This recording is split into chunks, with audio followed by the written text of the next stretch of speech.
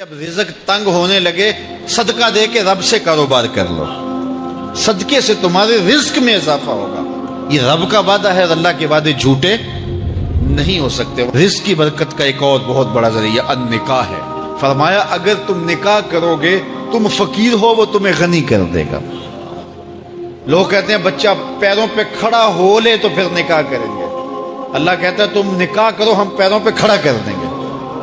ہمارا فلسفہ اپنا ہے، اس کا حکم اپنا ہے۔ وہ کہتا ہے ابھی تو یہ اپنے لیے نہیں کماتا تو جو آئے گی اس کو کہاں سے کھلائے گا؟ میاں جس نے آنا ہے اس نے اپنا رزق لے کے آنا ہے۔ تو بچوں کی شادیاں کرو، اگر وہ جوان ہو گئے رزق نصیب ہو۔ اپنے اہل خانہ کو نماز کے حکم دینے سے رزق بڑھتا ہے، کیونکہ جو صبح کا وقت ہوتا ہے یہ رزق کے بٹنے کا وقت ہوتا ہے، اور جس گھر میں صبح کے وقت لوگ سوئے ہوئے ہوتے ہیں وہاں بے برکتیاں ہوتی ہیں۔ تو طلوع فجر سے لے کر کے طلوع آفتاب تک اپنی اولاد کو، بیوی کو، بچوں کو نہ سونے دیں۔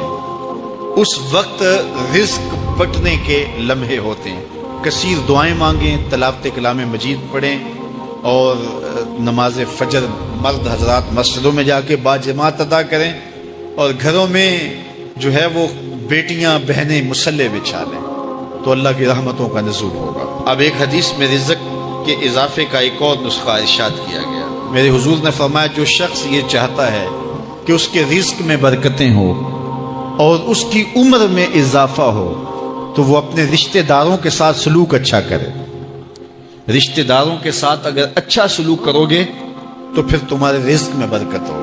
غریب ہیں تو ان کی مدد کرو، ان کی بیٹیوں کی شادیاں اپنے ذمے لے لو اگر اللہ نے آپ کو وسعت دی ہے، ان کی پریشانیاں بانٹ لو، ان کا قرضہ ہے تو اتارنے کی کوشش کرو، ان کو مشکلات سے نکالنے کی کوشش کرو۔ تم ان کو مشکلات سے نکالو گے، اللہ تمہیں مشکلوں سے نکالے گا۔ تمہارے رزق میں بھی برکتیں ہوگی اور تمہارے مال میں بھی برکتیں ہوں۔ فرمایا بہتر صدقہ وہ ہے جو ناراض غریب رشتہ دار کو دیا جائے۔ اگر وہ پھنس گیا ہے، مجبور ہے، ناراض ہے، تو اس کو اگر دیں گے تمہارا نفس اس میں شامل نہیں ہوگا، تو یہ افضل صدقہ ہے جو ہر صورت میں قبول ہی قبول ہے۔ رزق کے اضافے کا ایک اور سبب الاحسان الی الضعفاء، جو کمزور لوگ ہیں ان کے ساتھ اس نے سلوک کرنا۔ الانفاق علی طلبۃ العلم، طالب علموں پہ خرچ کرنا، یہ بھی رزق میں اضافے کا سبب اور ذریعہ ہے۔ وہ حضرت بابا فرید نے کہا نا چھٹا رکن دین کا روٹی ہے۔ گھر میں کچھ نہ ہو تو پھر نہ نماز اور نہ ہی دیگر امور کی لذت آتی ہے، تو یہ رزق فراواں اور وسیع اور مبارک نصیب کر دے اللہ۔ تو اس کے لیے ایک اور وظیفہ میں دیتا ہوں، اور وہ یہ کہ مغرب کے بعد 21 مرتبہ سورۃ الکوثر پڑھ لیں، کثرت ہو جائے گی انشاءاللہ۔ اول خدوشی پڑھ لیں، 5-7 منٹ لگتے ہوں گے، تو سورہ کوثر 21 مرتبہ روزانہ مغرب کی نماز کے بعد پڑھیں۔ اور اگر بہت زیادہ مسائل ہیں تو ہر نماز کے بعد پڑھ لیں، تو انشاءاللہ آپ دیکھیں گے کہ گھر میں برکتیں اترتی محسوس ہوں گی، انوار کا نزول ہوتے محسوس کریں گے۔ تو یہ وہ رزق کے اسباب ہیں، اگر ہم اختیار کر لیں تو ہم اللہ کی خاص رحمتوں کے حقدار ہوں گے۔ اگر فن سے، علم سے آتا ہو رزق، تو میاں صاحب فرماتے ہیں بے وقوفاں دے نوکر ویکھے دانش مند سے آنے۔ بے وقوفاں دے نوکر ویکھے دانش مند سیانے۔ انگوٹھا چھاپ شخص ہوتا ہے اور MBA جو ہے تعلیم کے حامل، اس کے منشی بیٹھے ہوئے ہوتے ہیں، تو پھر اگر علم سے کمال آتا ہوتا تو جو ہے وہ فن سے دولت ملتی ہوتی، تو پھر اس انگوٹھا چھاپ کو کیسے ملتی؟ اور یہ جو اتنا تعلیم یافتہ ہے، ماہر معاشیات ہے، یہ تو تنخواہ پہ کام کر رہا ہے، اور وہ جو ہے وہ دولت کا اسے حساب ہی نہیں ہے کہ کتنی ہے۔ تو اس لیے اللہ فرماتا ہے کہ یہ مت سمجھو کہ یہ تمہارے فن کا کمال ہے، یہ تمہاری جو ہے وہ محنت کا نتیجہ ہے۔ اللہ فرماتا ہے اولم یعلموا، کیا انہیں نہیں پتا؟ ان اللہ یبسط الرزق لمن یشاء، جس کو چاہتا ہے اس کے لیے رزق کے دروازے کھول دیتا ہے، وَيَقْدِرْ، اور جس کے لیے چاہتا ہے اس کے لیے رزق کو تنگ کر دیتا ہے۔ کئی لوگ کتنی محنت کرتے ہیں، نتیجہ زیرو، اور کچھ لوگ کچھ بھی نہیں کرتے، وہ مٹی کو ہاتھ لگائیں اور سونا ہو جائے، اور کئی سونے کو ہاتھ لگائیں تو مٹی ہو جائے۔ تو پھر کوئی طاقت کار فرما ہے نا، جو مٹی کو سونا بنا دیتی ہے اور سونے کو مٹی بنا دیتی ہے، اللہ فرماتا ہے اس کو پہچانو، وہ کون ہے؟ وہ تمہارا رب ہے۔ مومن کا توکل اور مومن کا بھروسہ اللہ کی ذات پہ ہونا چاہیے۔ جب ہم اللہ کی ذات پہ اپنا مکمل بھروسہ، جسے توکل کہتے ہیں، قائم کر لیں گے تو میرے اور آپ کے آقا و مولا نے ارشاد فرمایا کہ اگر تم اللہ پر توکل کا جو حق ہے وہ ادا کر دو تو وہ تمہیں ایسے رزق عطا کرے جیسے پرندوں کو عطا کرتا ہے۔ جب گھر سے نکلتے ہیں تو اس وقت وہ خالی پیٹ ہوتے ہیں، اور جب واپس آتے ہیں تو کبھی بھی کوئی جانور بھوکا واپس نہیں آیا، اور سب سے اچھا کھاتے بھی یہ۔ ہمارے علاقے میں تو زیادہ باغات نہیں ہیں، امرود کے باغات ہمارے علاقے میں پائے جاتے ہیں۔ تو امرود کے باغ میں جو اگر کوئی دیہات کا شخص ہو یا جس کا امرودوں کا باغ ہو یا امرودوں کے باغ میں اس کا آنا جانا رہا ہو، اس سے پوچھئے کہ سب سے اچھا پھل امرود کے پیڑ پہ اچھا دانہ کون سا ہوتا ہے؟ کوئی آپ کو کہے کہ یار امرود توڑ کے لاؤ، میٹھا ہو اور جو ہے وہ پکا ہوا ہو اور ذائقے دار ہو تو وہ جاؤ توڑ کے لاؤ۔ تو کوئی مجھے اگر کہے تو میں جب امرود توڑ کے لاؤں گا تو کبھی پھیکا نہیں ہوگا، میں امرود توڑ کے لاؤں گا تو کبھی بد ذائقہ نہیں ہوگا۔ آپ مجھے پوچھیں کہ آپ کے پاس کیا فن ہے؟ میرے پاس فن یہ ہے کہ میں نے امرودوں کے باغوں میں جو ہے وہ بچپن گزارا ہے، اور مجھے پتا ہے کہ اچھا اور پکا پھل کون سا ہوتا ہے۔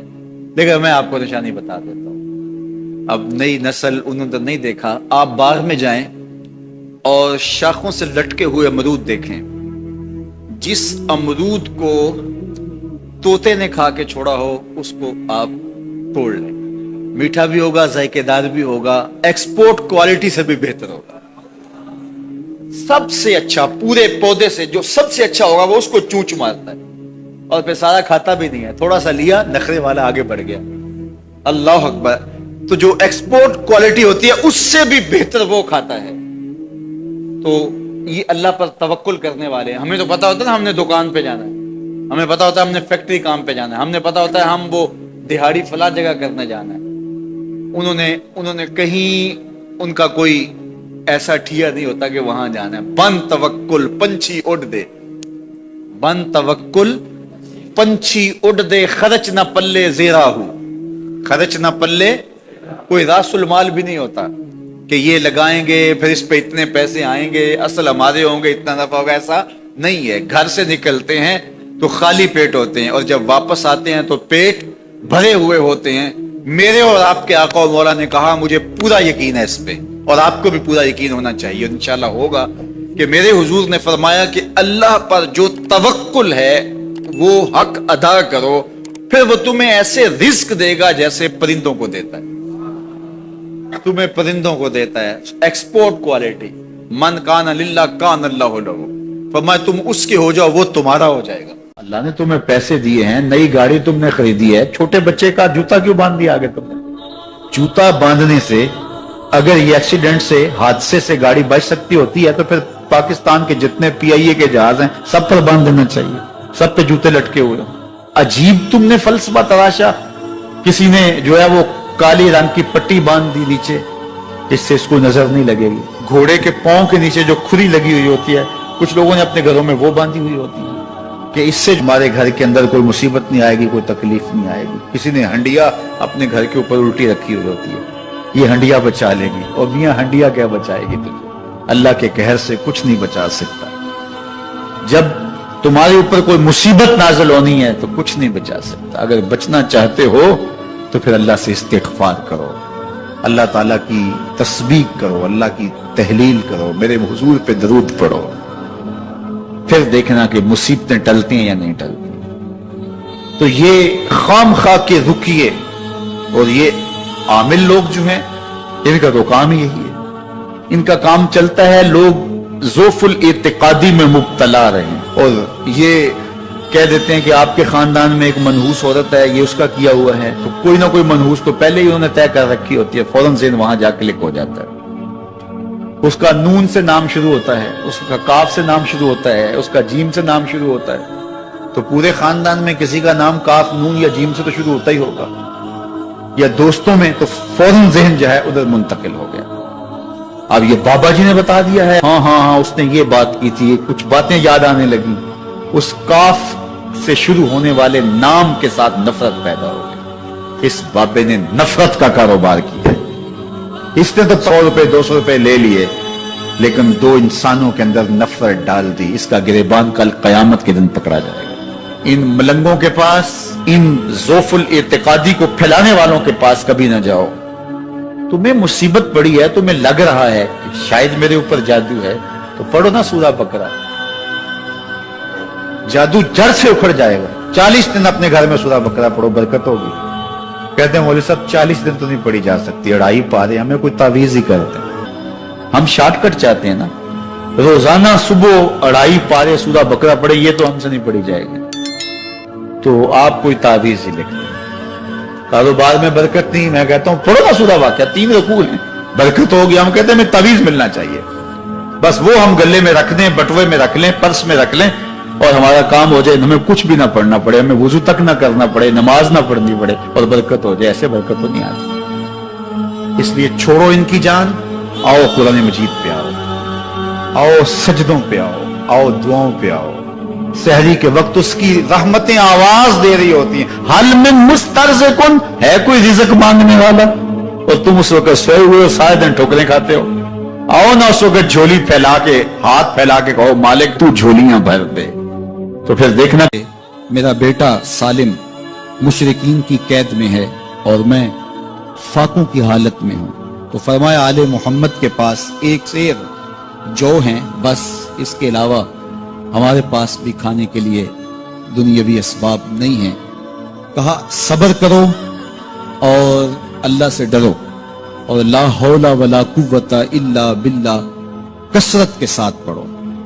یہ ایسا وظیفہ ہے، ایک حدیث پاک میں آتا ہے کہ یہ 99 بیماریوں کا علاج ہے، اس میں سب سے کم درجے کی بیماری ہم اور غم ہے۔ یہ دکھوں کا مداوع ہے، مشکلات کا علاج ہے، اور یہ وظیفہ میرے حضور نے بتایا۔ حضرت ابو ذر غفاری رضی اللہ تعالیٰ عنہ کو حضور نے 5 چیزیں بتائی تھی، ان میں سے 5ویں چیز یہ تھی کہ ابو ذر کثرت کے ساتھ لا حول ولا قوت الا باللہ پڑھا کرو۔ فرمایا عرش الہی کے نیچے ایک خاص خزانہ ہے، یہ وظیفہ وہاں سے آیا ہے۔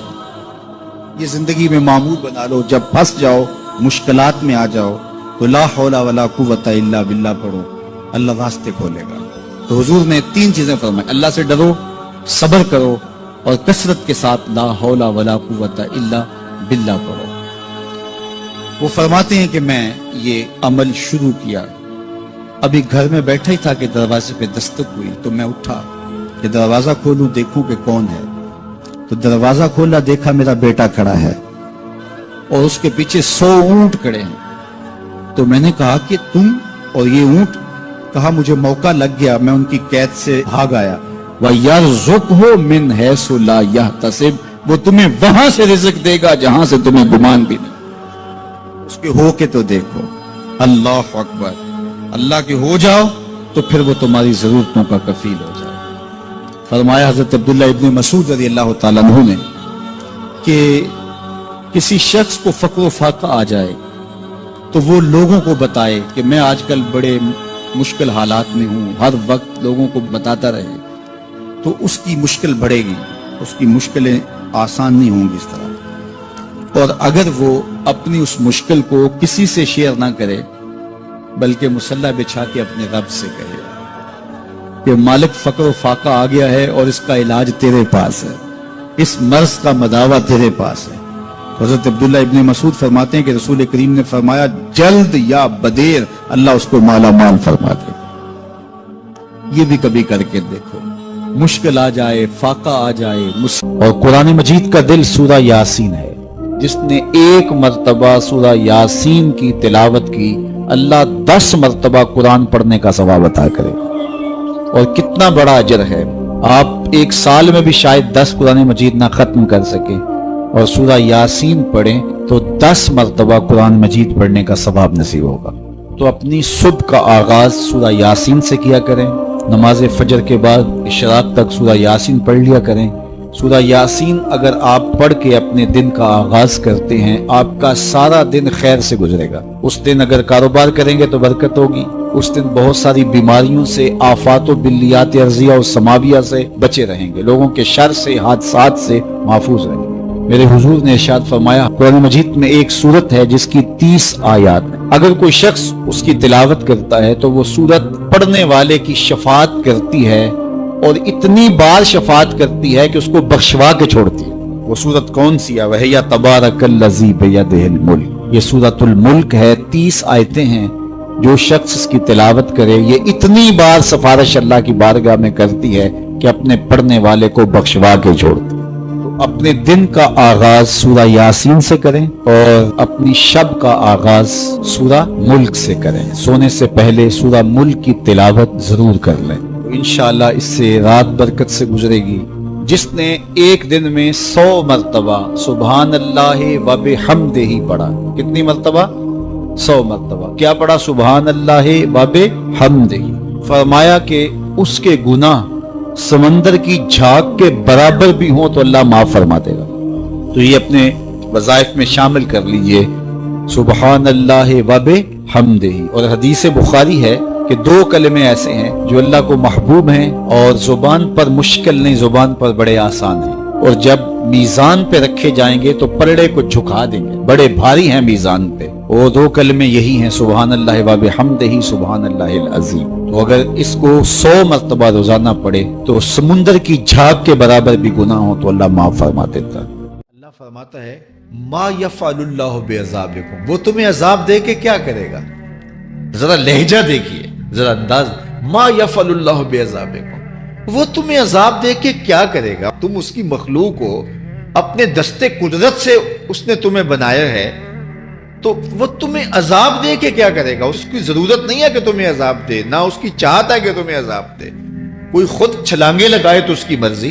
فرمایا کہ ما یفعل اللہ بعذابکم، وہ تمہیں عذاب دے کے کیا کرے گا؟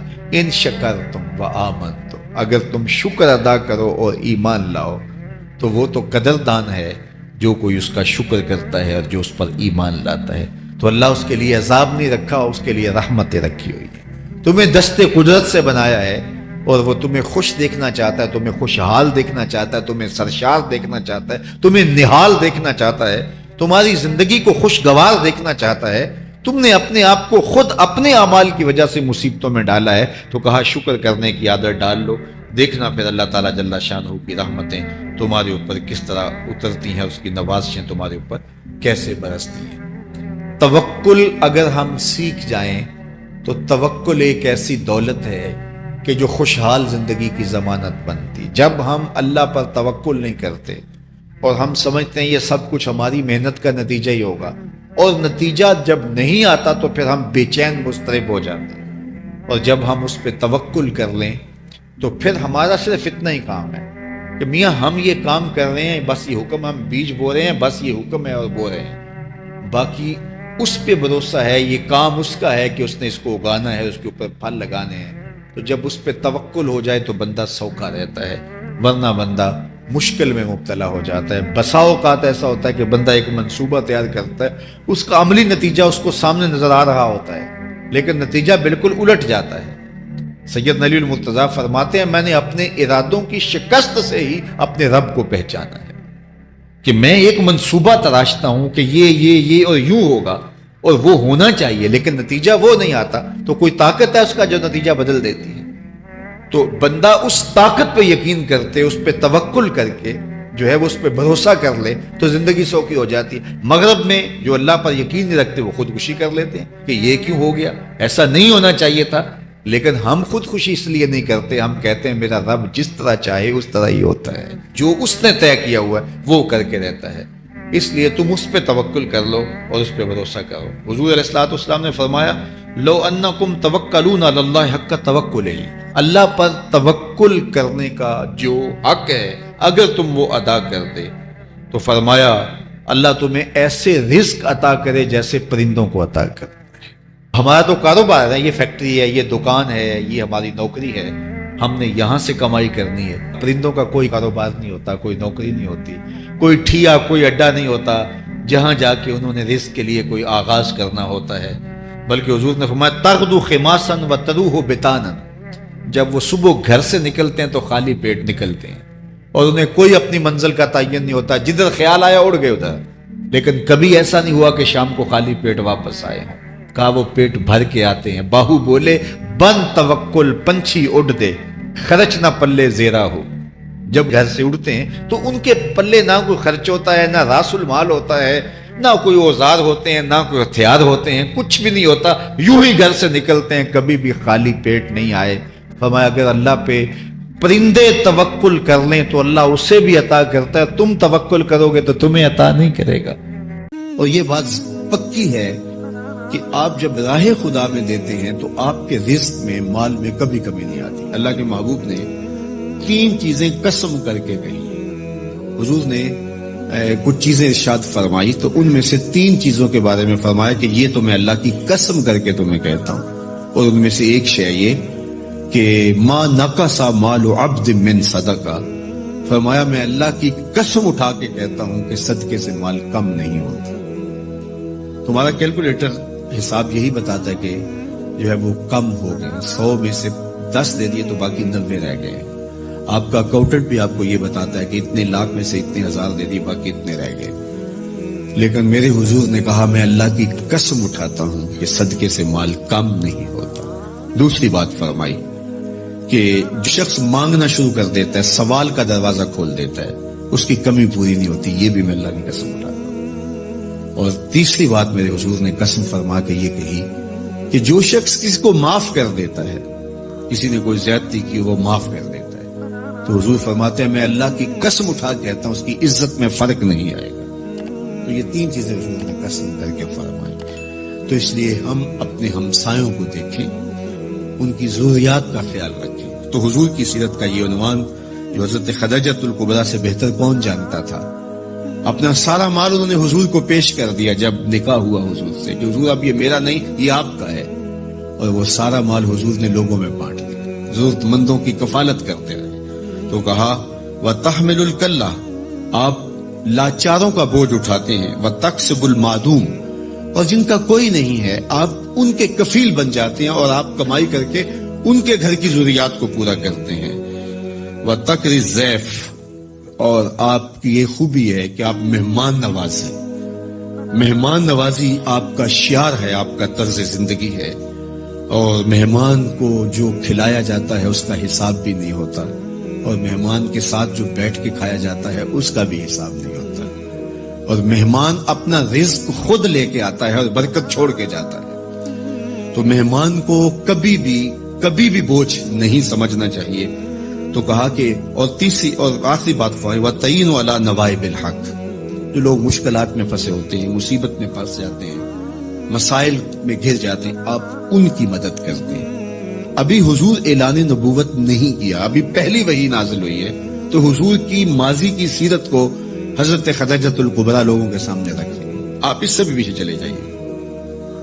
جب شب ابی طالب میں حضور کو حضور کے خاندان سمیت محصور کر دیا گیا, قریش مکہ نے حضور کو روکنے کے لیے بڑی کوششیں کی, لیکن حق کا یہ مسافر کبھی بھی رکنے والا نہیں تھا. بلکہ حضور کے چچا کو بلا کے کہا کہ اپنے بھتیجے سے پوچھو کہ تمہارا مسئلہ کیا ہے. دولت مال چاہیے تو ہمسائے لوگ مل کے اتنی دولت ان کو دے دیتے ہیں کہ کوئی کمی نہیں رہے گی. اور اگر کسی خاتون سے نکاح کرنے کی آرزو دل کے کسی گوشے میں ہو تو وہ بھی بتائیے. کسی سردار کی بیٹی سے نکاح کرنا چاہیں تو ہم اس کے لیے بھی حاضر ہیں, لیکن یہ بتوں کی مخالفت چھوڑ دی جائے. تو جب بہت ساری باتیں کی سب نے مل کے کی اور جو ہے وہ دباؤ بھی ڈالا کہ اگر نہیں یہ کرتے تو پھر حالات کی تلخیاں اور جو کچھ ہے وہ آپ کے سر پہ ہوں گے. تو حضور کے چچا جناب ابو طالب حضور کے پاس آئے تو ان کی طبیعت پر کچھ بوجھ تھا, تو انہوں نے کہا کہ بھتیجے میں اکیلا اتنے قبائل کے ساتھ لڑائی کا بوجھ نہیں اٹھا سکا, میری کمر کمزور ہے.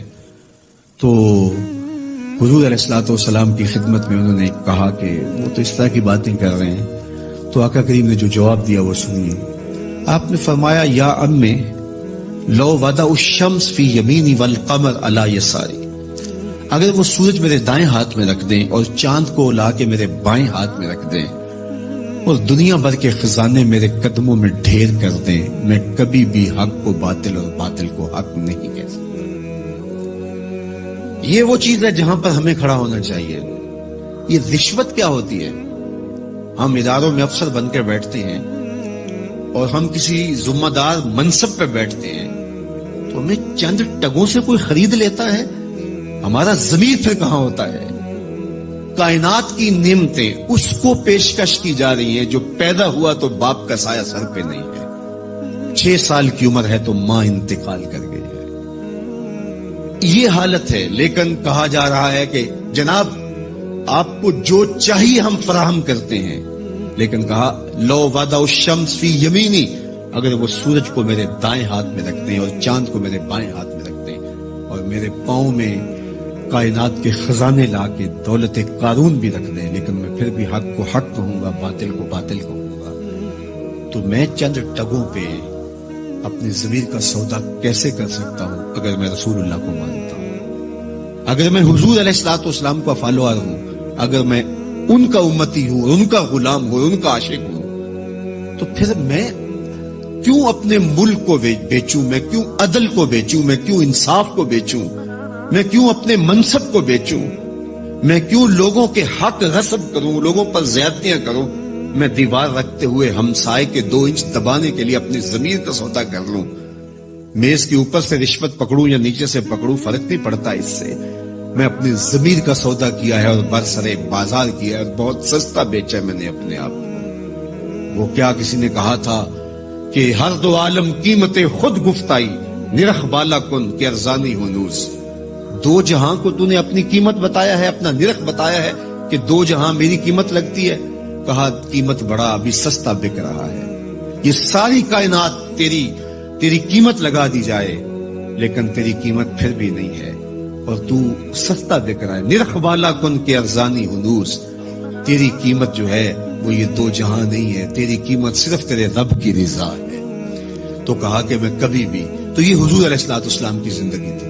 خیر انہوں نے جب کہا کہ میں تو نہیں تمہاری بات کو ماننے والا، تو پھر انہوں نے سماجی بائیکاٹ کر دیا، سوشل بائیکاٹ کر دیا اور حضور کو شب ابی طالب میں مقید کر دیا۔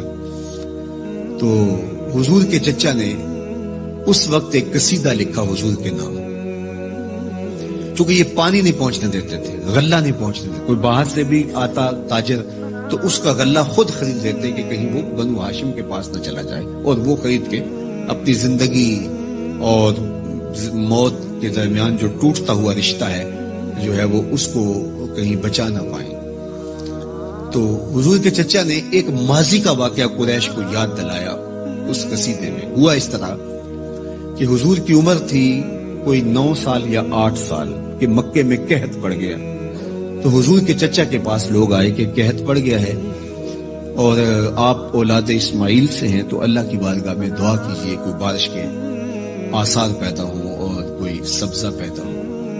آپ نے فرمایا تم بھی سین حرم میں پہنچ جاؤ، میں بھی پہنچ جاتا ہوں، وہاں اللہ کی بارگاہ میں دعا کرتے ہیں۔ خیر لوگ جمع ہو گئے تو حضور کو ساتھ لیا حضور کے چچا نے اور سین حرم میں پہنچے اور کعبۃ اللہ کی دیوار کے ساتھ حضور کو یوں کھڑا کیا کہ حضور کی پشت کعبہ کی دیوار کے ساتھ لگ رہی تھی اور رخ لوگوں کی طرف تھا۔ تو جب یوں حضور کھڑے ہو گئے تو حضور کے چچا نے ایسے ہاتھ پھیلا کے کہا اے اللہ اس گوری رنگت والے کے صدقے بارش نازل کر دے۔ راوی کہتا ہے ابن عساکر نے لکھا ہے، باقی لوگوں نے بھی لکھا ہے کہ ابھی جو ہے وہ لوگ گھروں کو نہیں پہنچے تھے کہ چھم چھم می برسنے لگا اور لوگ بھیگ کے گھروں کو گئے اور اتنا سبزہ ہوا کہ لوگ خوشحال ہو گئے۔ تو آج جب حضور علیہ السلام اور حضور کے خاندان کو شب ابی طالب میں مقید کر دیا گیا تو کچھ پہنچنے بھی نہ دیا جاتا، تو حضور کے چچا نے یہ پرانا واقعہ قریش کو یاد دلاتے ہوئے کہا وَأَبْيَضُ يُسْتَسْقَى الْغَمَامُ بِوَجْهِهِ سِمَالُ الْيَتَامَى عِصْمَةٌ لِلْأَرَامِلِ، آج تم پانی نہیں پہنچنے دیتے، غلہ نہیں آنے دیتے، وہ واقعہ بھول گئے ہو جب قحط پڑا تھا اور نہ بارش برستی تھی نہ سبزہ اگ رہا تھا، جانوروں کی چھاتیاں بھی سوکھ گئی تھی، دودھ بھی نہیں مل رہا تھا، یہی میرا وہ گوری رنگت والا بھتیجا تھا جس کے چہرے کو دیکھ کے امٹ کے بادل آئے تھے. وہاں دو لفظ گئے, سمال الیتاما عصمت للارامل. یہ میرا وہی بھتیجا ہے جو یتیموں کا سہارا ہے اور بیواؤں کا آسرا ہے. اب حضور جب خود یتیم تھے, یتیمی کی عمر بلوغت سے قبل ہوتی ہے, تو یتیم ہو کر بھی یتیم پرور تھے, یتیم ہو کر بھی یتیم پرور تھے. اور حضور بیواؤں کے گھروں میں جا کے ان کا پانی بھر آتے,